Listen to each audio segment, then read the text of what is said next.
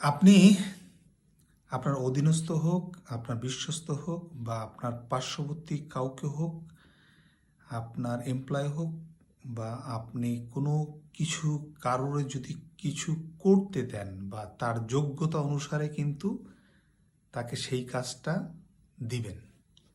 আপনি যদি কাউকে কোনো কাজ করতে দেন, সে যদি সেই কাজের যোগ্য হয়, তাহলেই কিন্তু ওই কাজটা তাকে আপনি দেন বা আপনি মনোনীত করেন।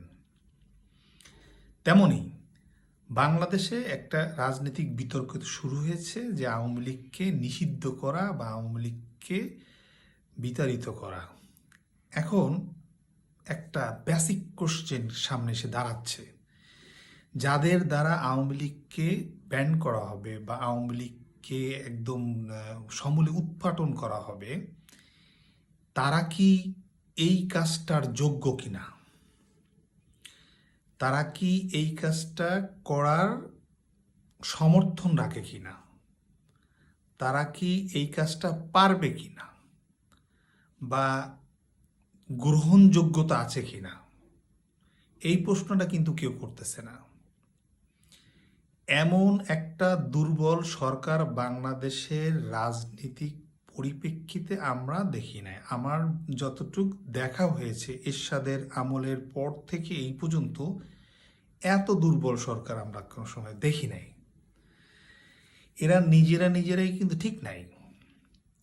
জি, নিজেরা ছাত্রদের প্রতিনিধিত্বে এই রাষ্ট্রর এখন যে গভর্নমেন্ট, এটাকে রিফর্ম করা হয়েছে আমরা সবাই জানি।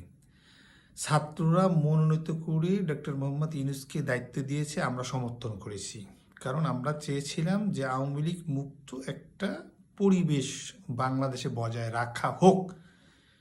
প্রথমেই অনভিজ্ঞতার কারণে, রাজনৈতিক অনভিজ্ঞতার কারণে বিভিন্ন পদক্ষেপ, রাজনীতির দূরদর্শিতার কারণে বিভিন্ন পদক্ষেপ বিতর্কের সৃষ্টি হচ্ছে বা ক্রমবর্ধমান হতেই চলছে, যার কারণে বিএনপি বা অন্য যারা সমমনা দল আছে তারা মনে করে না যে আওয়ামী লীগকে ব্যান করা বা আওয়ামী লীগকে সমূলে উৎপাটন করা বা আওয়ামী লীগকে যে নামেই ডাকা হোক নির্মূল করা এদের পক্ষে এটা সম্ভব না। আর তাছাড়া বিএনপি সবসময় চ্যালেঞ্জ মোকাবেলায় প্রস্তুত।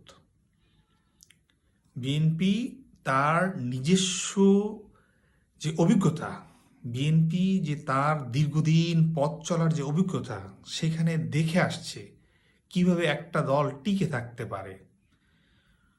সমূলে উৎপাটন করার মতন দল আওয়ামী লীগ না। আপনি বিশ্বাস করুন আর নাই করুন, প্রত্যেকটা সেক্টরে কোনো না কোনো জায়গায় তাদের লোক আছে, যেরকম বিএনপির আছে। আপনারা আপনাদের স্টুডেন্টদেরই ঠিক করতে পারলেন না। আপনাদের ভিতরে সমন্বয়ক নাম বাট সমন্বয়হীনতায় ভুগতেছেন। আপনাদের স্টুডেন্টরা রাস্তা ব্লক করতেছে, স্টুডেন্টরা এখনো ঘরে ফিরে যায়নি, স্টুডেন্টরা এখনো রাস্তায় রাস্তায় বিভিন্ন দাবি দয়া পেশ করতেছে। যে সরকার একটা রিক্সা কন্ট্রোল করার মতন অ্যাবিলিটি রাখে না, প্যাটেল না ব্যাটারি, সেই আন্দোলন হিমশিম খায়, আনসারে ট্যাকেল দেওয়ার হিমশিম খায়। এখন যদি বিপ্লবী যে সরকার গঠিত হওয়ার কথা ছিল সেটা তত্ত্বাবধায়ক সরকার হোক, সেখানে যারা নেতৃত্বে দিচ্ছে, এই নেতৃত্বের নির্বাচন কারা করছে? এরা আপনা নির্বাচিত হয়েছে। আমাদের যে কোনো সংগঠনের যে একটা নেতৃত্ব নির্বাচনের প্রক্রিয়া থাকে, দলের সিনিয়র নেতারা মিলে সেই প্রক্রিয়াটা সম্পূর্ণ করে। কিন্তু আপনাদের এই সারজিদ আবদুল্লাহ এদের নেতৃত্ব কে দিচ্ছে? এর তো বেসিক পয়েন্টটাই তো ঠিক নাই। যাই হোক, সবচেয়ে বড় কথা, এই সরকারের প্রতি মনে হচ্ছে অন্য দলগুলো বিশ্বাস করে না যে তারা আওয়ামী লীগকে ব্যান করতে পারে বা পারবে বা করার সক্ষমতা এদের আছে। ধন্যবাদ সবাইকে।